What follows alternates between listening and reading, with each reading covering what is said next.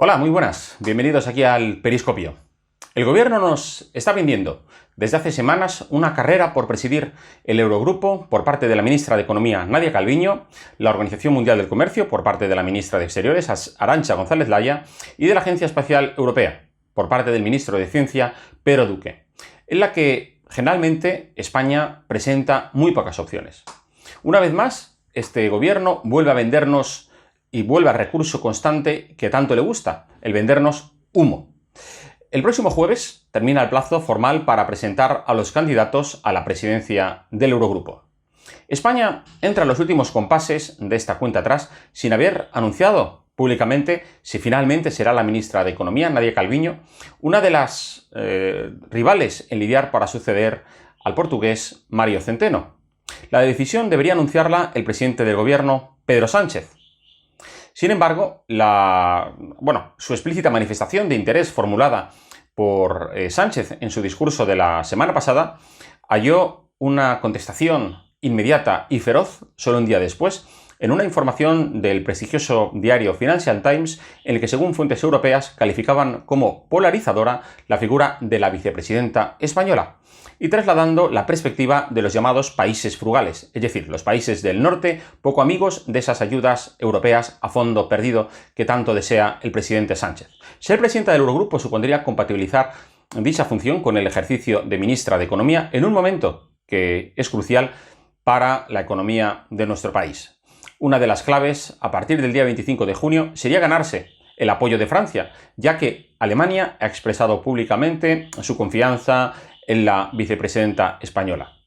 El Ejecutivo Central no solo tiene por delante la ingente labor de negociar un ambicioso Fondo de Recuperación Europeo, también debería convencer a sus socios europeos de suavizar los ajustes que esperan para España a la vuelta de la esquina.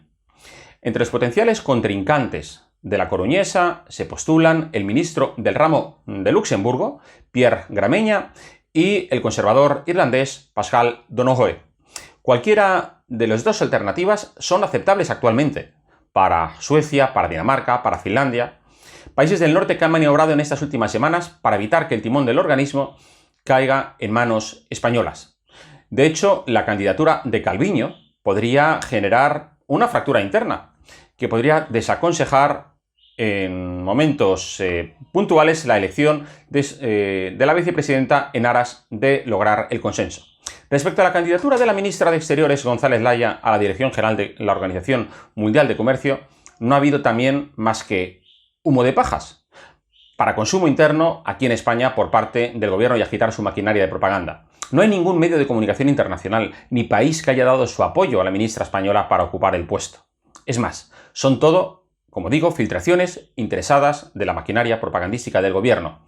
De hecho, el propio Financial Times, que ya he mencionado anteriormente, contaba la semana pasada que el principal candidato europeo es el actual comisario de Comercio, el también irlandés Phil Hogan. Además de ella, los otros candidatos que suenan son un mexicano, Jesús Seade, un nigeriano, un egipcio, cuyos nombres son prácticamente impronunciables, y una moldava, Tudor Ulianoch.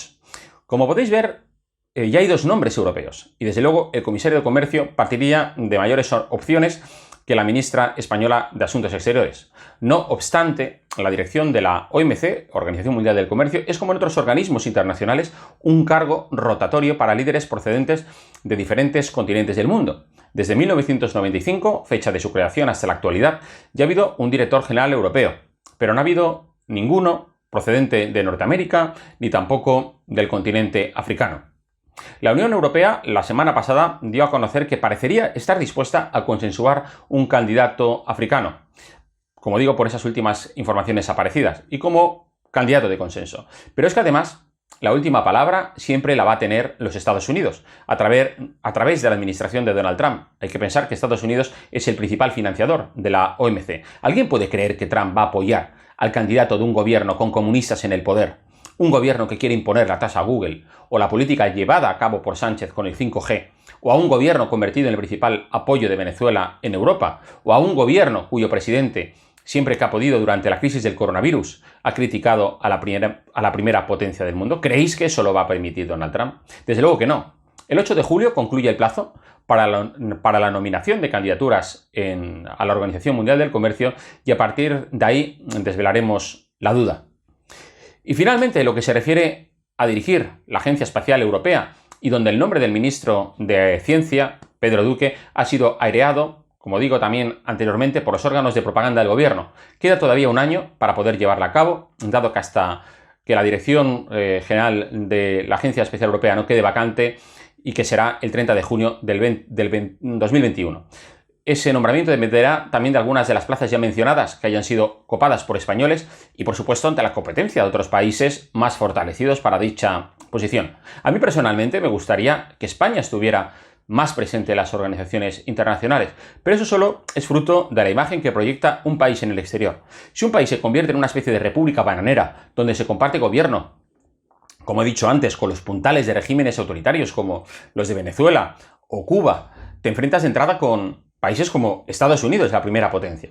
Si luego además tu gobierno despierta serias dudas y desconfianza de la Unión Europea por una mala gestión de la economía, por una mala gestión de los recursos públicos, por haber hecho de España el país con mayor número, por ejemplo, de muertos por coronavirus de Europa, donde tienes un acuerdo de reforma laboral que has pactado con su derogación con un partido proetarra, donde restringes derechos y libertades, la duración más larga del estado de alarma de toda Europa ha sido en España, la manipulación constante de la opinión pública, etcétera, te pones a la altura de un socio menor. Somos en tamaño, habitantes y economía más fuertes que Suecia, Finlandia, Dinamarca u Holanda. Pero la fortaleza no depende del estadio donde tiene lugar el partido, sino de los jugadores que hay sobre el terreno de juego. Y en esos momentos, los jugadores que hay al frente del equipo del gobierno de España nos han colocado en la cola de la Unión Europea. Y ahora vamos al segundo bloque de nuestro programa de hoy. Hoy vamos a repasar la operación que he hecho ya mención de propaganda del gobierno de Sánchez para situar a ministros españoles en puestos internacionales. Y lo vamos a hacer con Fernando Villalonga, diplomático español y buen conocedor de los entresijos de la política exterior española. Fue embajador de España en Brasil, ministro consejero de Asuntos Culturales en la Embajada de España en Londres, director de la Real Academia de España en Roma, concejal delegado del Ayuntamiento de Madrid para Turismo, Deporte y Cultura entre los años 2012 y 2014 y coordinador del Ayuntamiento de Madrid para la candidatura olímpica del 2020. Además de todo ello, ha sido cónsul general de España en Nueva York, diputado, secretario de Estado para Cooperación en el Ministerio de Asuntos Exteriores y consejero del gobierno, conseller del gobierno de la Generalitat Valenciana en Educación y Cultura. Y si sigo con su currículum, me paso un día entero enumerándolo. Así que vamos a ello. Fernando Villalonga, ¿qué tal? Buenas tardes. Muy buenas tardes, Jorge, ¿cómo estás? Bueno, pues para nosotros es un verdadero placer que estés hoy aquí con nosotros en el programa El Periscopio de Estado de Alarma. Y la verdad es que una persona como tú, bien conocedora de los entresijos, de lo que es el funcionamiento de las relaciones internacionales y de la política internacional, pues creo que estamos en un momento donde hay muchas cosas que conocer y que nos gustaría que nos ayudaras a aclarar. En primer lugar, ¿cómo ves la situación política de España y la situación de España, por supuesto, en el contexto de la Unión Europea?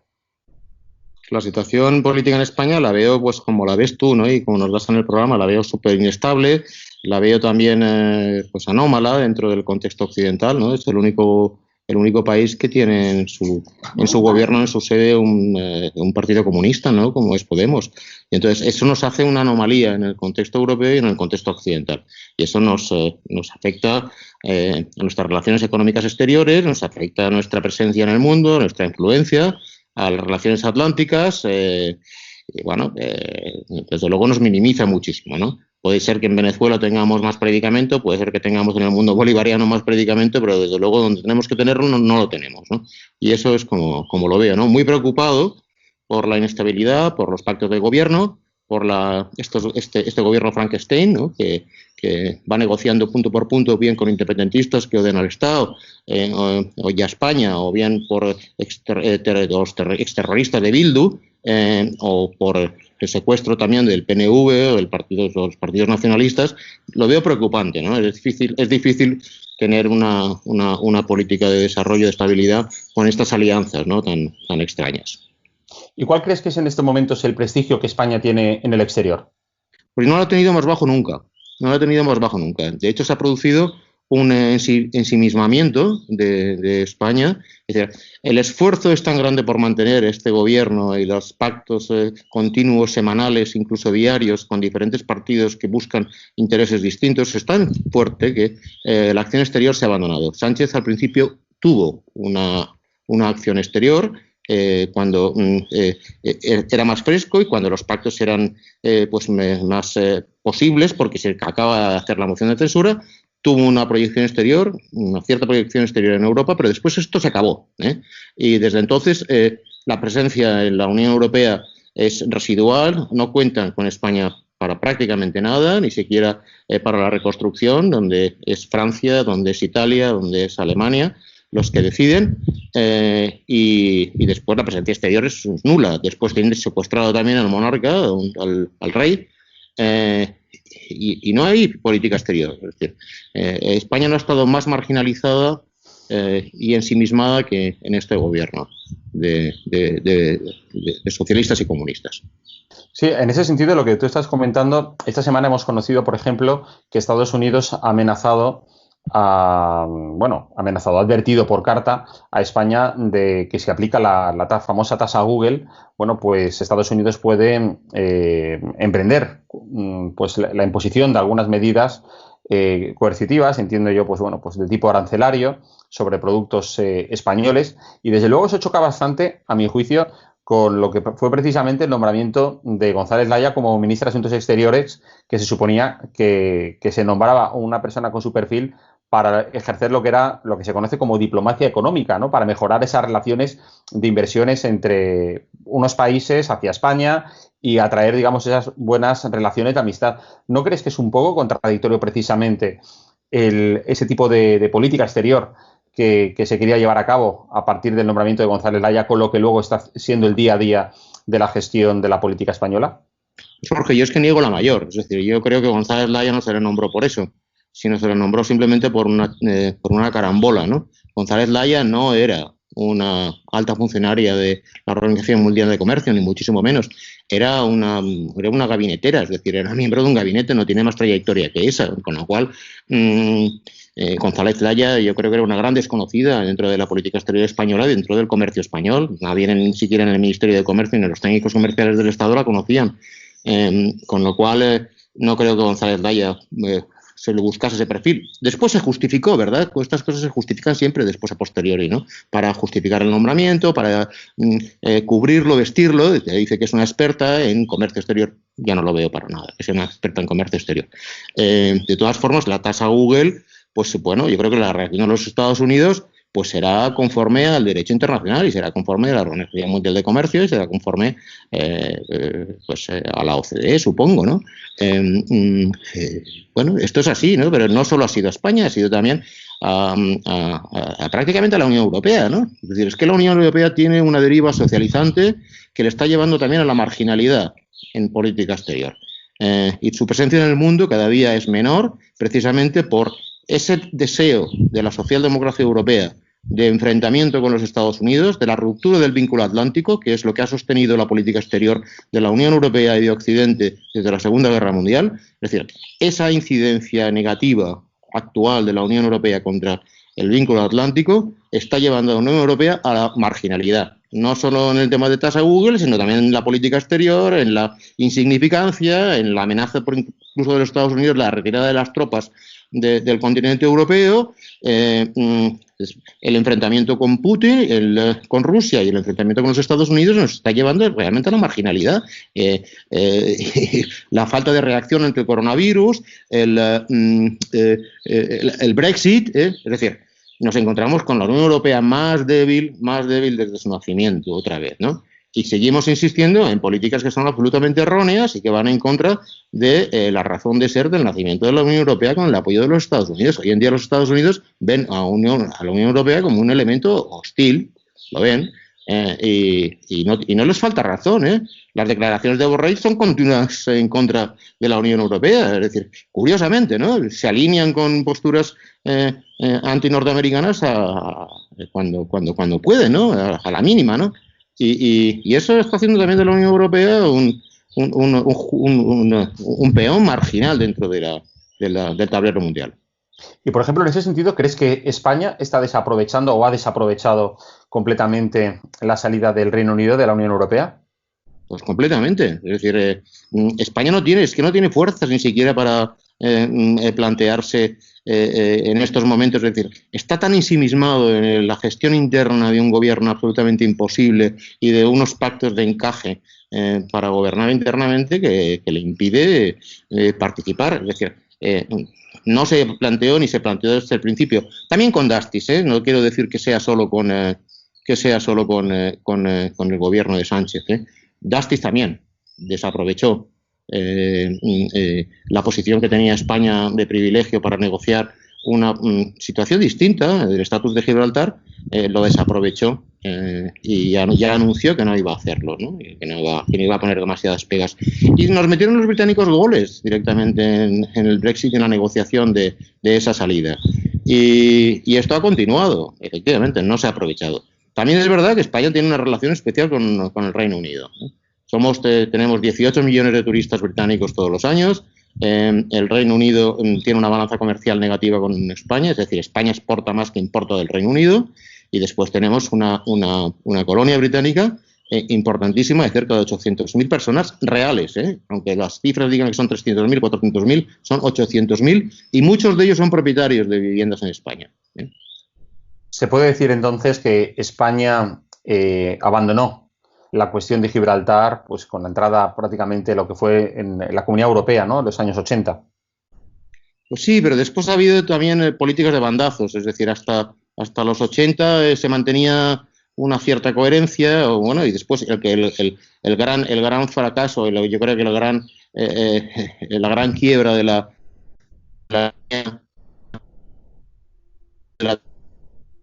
gobierno de Moratinos, ¿no?, cuando dio directamente voz al gobierno del Peñón en unas negociaciones que eran entre las dos potencias, entre el Reino Unido y España. Gibraltar era una mera colonia y así está declarada como colonia por Naciones Unidas, con lo cual, si le das voz a la colonia, pues entonces estás legitimando prácticamente la posición del Reino Unido, es decir, que respetará la voluntad de los gibraltareños. Los gibraltareños no tienen en este caso voluntad, porque no se trata, de todo un territorio a descolonizar, donde los colonizadores o la potencia que ha ocupado no tiene derecho a través del sistema democrático, teóricamente, en decidir cuál es el futuro de la colonia. La colonia tiene que ser descolonizada, que es lo que dice Naciones Unidas, y eso se ha abandonado prácticamente por España.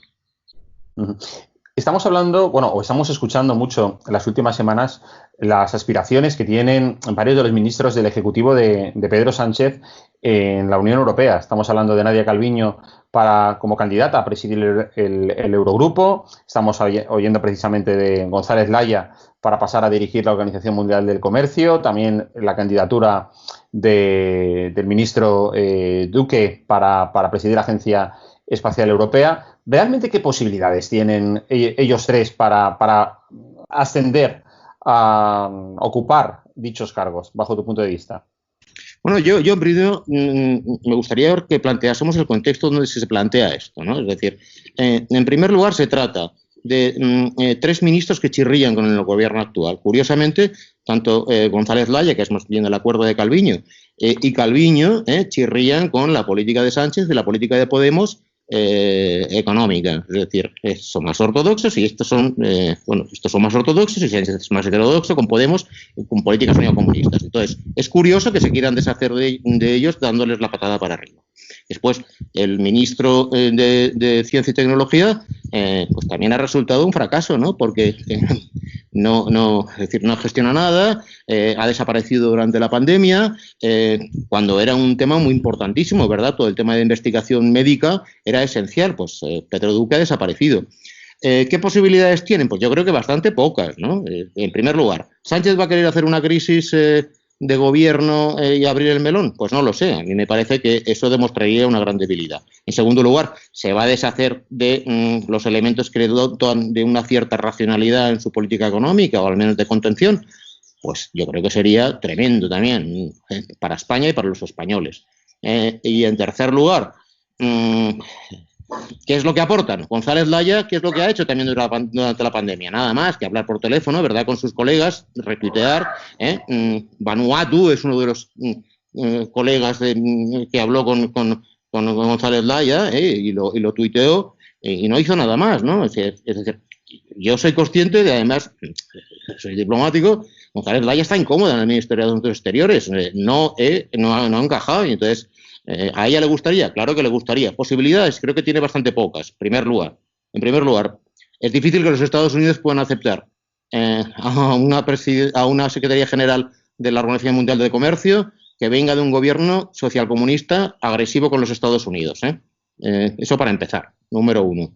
Con lo cual nos encontraríamos ahí con una especie de veto norteamericano. En segundo lugar, nunca ha habido ni un director africano ni un director asiático. Nada más que apareciesen dos candidatos, un candidato asiático o un candidato africano, les correspondería a esos continentes el turno de ocupar la Secretaría General de la Organización Mundial de Comercio. Entonces, bastantes pocas posibilidades. Después, Pedro Duque. Pedro Duque tampoco es decir, es un ingeniero aeronáutico, pero nunca ha ejercido de ingeniero aeronáutico, y bueno, ha sido un difusor, ha difundido, ¿no?, lo que es la astronomía, ha sido un animador cultural durante muchísimos años, no ha sido más que eso, con lo cual su capacidad de gestión de una agencia como la Agencia Europea del Espacio es más que dudosa, no puede con el Ministerio de Tecnología y de Investigación, va a poder con la Agencia Europea del Espacio, etcétera. Estamos jugando un poco, es decir, son ministros de cartel y de marketing, todos ellos, o sea que... ¿Y Nadia Calviño? Pues bueno, Nadia Calviño sí que encontraría un lugar en la propia Unión Europea, pero ¿se puede ser juez y parte? Pues yo tengo también mis dudas, ¿no? Y esto es el gran problema de Calviño, es cómo va a meter a Sánchez en cintura habiendo sido miembro de su gobierno. Sí, y sobre todo que se supone que presidir el Eurogrupo no te quita, o sea, no te saca del gobierno donde estás, para el que estás trabajando. Por lo cual, es decir, tomar como dices tú, tomar esas decisiones es algo complicado, ¿no? Y creo, de hecho, que hemos conocido esta semana que varios países nórdicos se muestran contrarios precisamente a que Calviño sea la próxima candidata a presidirlo. Pues sí, y además esto coincide con la nimiedad de la presencia española ante la Unión Europea. España está desaparecida ante la Unión Europea en estos momentos. Es decir, nunca España ha contado tampoco en el club europeo como hasta ahora, ¿no? El gobierno de Sánchez ha sido una gran decepción para toda la Unión Europea. Empezó con cierta ilusión con todo el movimiento socialdemócrata, pero hoy en día su ineficiencia y su ineficacia, incluso la peligrosidad de alguna de sus políticas, lo han llevado a la marginalidad. Sí, yo creo que él se pensaba que hablando inglés con eso ya se solucionaba todo, ¿no? Sí, hay tontos que hablan 8 idiomas, y yo conozco a muchos en el ministerio, sí.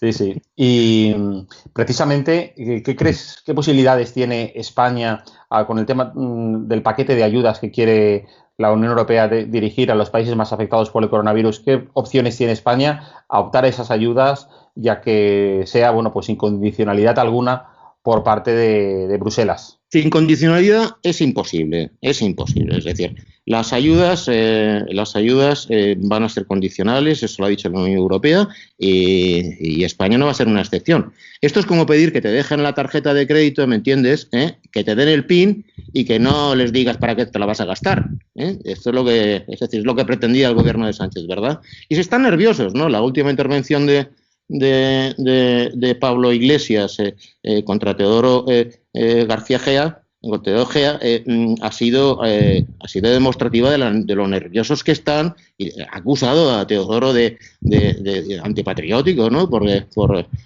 pedir condicionalidad. Ni la pidió, y eso no lo exige Teodoro, lo exige la propia Unión Europea, no lo exige el PP. Por supuesto que tenemos que tener políticas fiscales de contención de déficit dentro del contexto del coronavirus, efectivamente, dentro de ese contexto, pero con una cierta racionalidad y una cierta ortodoxia, tanto en el gasto como en el ingreso.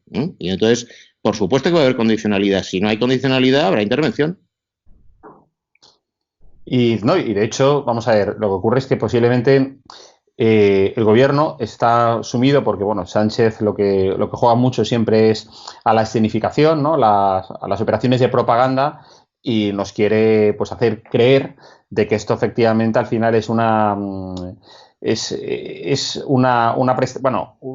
dación en pago a fondo perdido, por el cual, digamos, los españoles o el gobierno de España no le compromete a nada, ¿no? respecto a Bruselas, o como por ejemplo lo que estamos hablando hace un momento en el tema de los nombramientos de estos 3 ministros españoles, también puede estar enmarcado dentro de una operación de propaganda del propio gobierno, pues, claro, para hacernos creer, digamos, el que somos, como lo que siempre dice Sánchez, somos maravillosos, mega fantásticos. Yo siempre digo que Sánchez es a la política lo que José Luis Moreno al mundo del espectáculo. Hombre, loco, sí. Sí. No, y sobre todo por lo que siempre dice que es el mejor, el maravilloso, el número 1. Ahí donde hay un... Es mejor José Luis Moreno que Sánchez, que es un bastante mejor José Luis Moreno que Sánchez. Pero bueno, esto es lo que hay. Sí, tiene mucho también esas candidaturas y lanzar esas candidaturas hacia el aire. Además, 3 a la vez, es un poquito excesivo, ¿verdad? Lanzar esas candidaturas tiene mucho de hombre cartel y hombre marketing, que de realidad, ¿no? Y que de sustancia en este mismo gobierno, ¿no? El otro día anunciaba que precisamente el funeral, el gran acto de Estado por las víctimas del coronavirus, se va a hacer, bueno, pues con la presencia del director general de la Organización Mundial de la Salud, con la presencia de la presidenta de la Comisión Europea, en fin, con un montón de autoridades internacionales, por supuesto Borrell, pero eso no creo que sea tan difícil porque al final no deja de ser un exministro y compañero amigo del partido. ¿A qué se debe, digamos, tanta pompa, ¿no? para hacer un funeral de Estado que creo que tendría que ser una ceremonia sobria, de homenaje, no, o sea, que esto no es la boda de tu hijo, ¿no?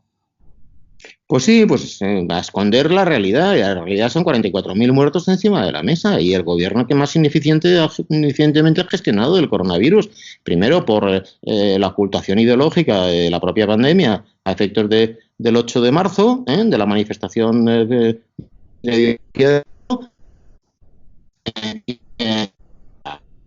que ha tenido lugar en España y que dan, bueno, la mayor ratio de habitantes y fallecidos será en España. ¿Por qué? Porque ha sido una mala gestión, así de claro, más que en Italia, más que en cualquier país europeo, más que en los Estados Unidos y más que en Brasil. Entonces, en ese sentido, pues tienen que esconder, ¿no? Y entonces no hay mejor forma que esconder que las cifras, que convierten a los muertos en mera estadística, y después el engañarnos, ¿no? Con todo el mundo es bueno, juntos saldremos más reforzados, vamos a hacer una gran fiesta donde vengan, no creo que vengan demasiados líderes. Puede ser que alguien de la Unión Europea venga, Josep Borrell, como dices tú, ¿qué es lo que aporta Josep Borrell? Si es más de lo mismo, ¿no? Le va a costar mucho, Sí, no se olvidan 44.000 muertos. Además, no hay gobierno que haya salido ni de una pandemia ni de una guerra bien. Ni siquiera Winston Churchill, que terminada la Segunda Guerra Mundial, tuvo elecciones y las perdió. Y era el gran ganador de la guerra. Bueno, aquí teóricamente nos quedan todavía 3 años. 3 años y pico. ¿Tú crees que...? Tanto. ¿Perdona, qué dices? A Churchill no le quedó tanto. O sea, nada más termina la guerra siendo el vencedor, el que había logrado vencer a Alemania, ¿no? Y evitar la invasión del Reino Unido, perdió las elecciones. Entonces, con 44.000 muertos, le queda todavía mucho peregrinaje al gobierno Sánchez. Muy bien. Oye, pues Fernando, es un verdadero placer porque nos has ilustrado con muchos datos importantes sobre la actualidad internacional y el papel de España en el mundo, y que creo que deberemos seguir puntualmente. Oye, te esperamos por aquí, esperamos que sea pronto. El placer ha sido mío, Jorge. Un abrazo muy fuerte. Las palabras del diplomático Fernando Villalonga han sido muy claras e ilustrativas. Hasta aquí nuestro espacio, el periscopio de hoy en estado de alarma. Ha sido un verdadero placer como siempre. Nos vemos en una semana. Que seáis muy felices a pesar del gobierno.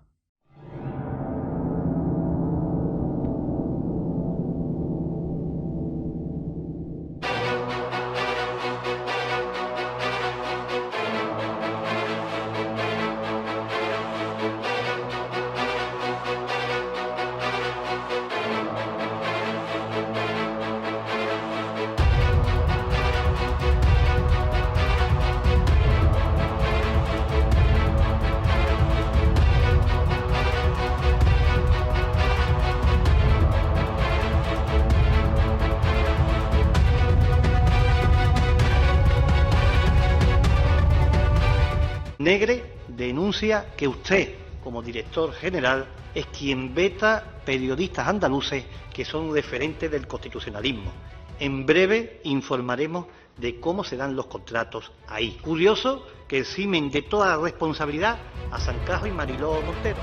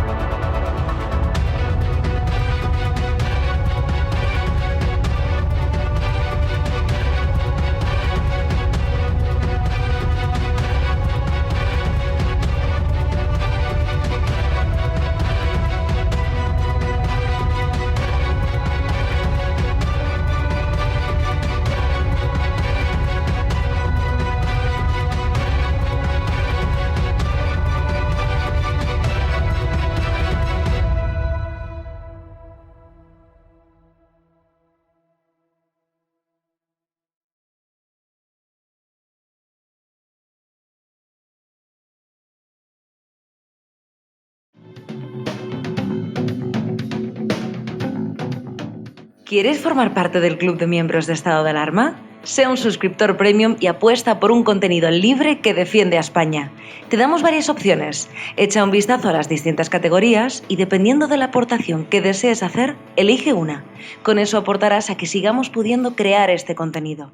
De parte de todo el equipo de Estado de Alarma, gracias por tu apoyo.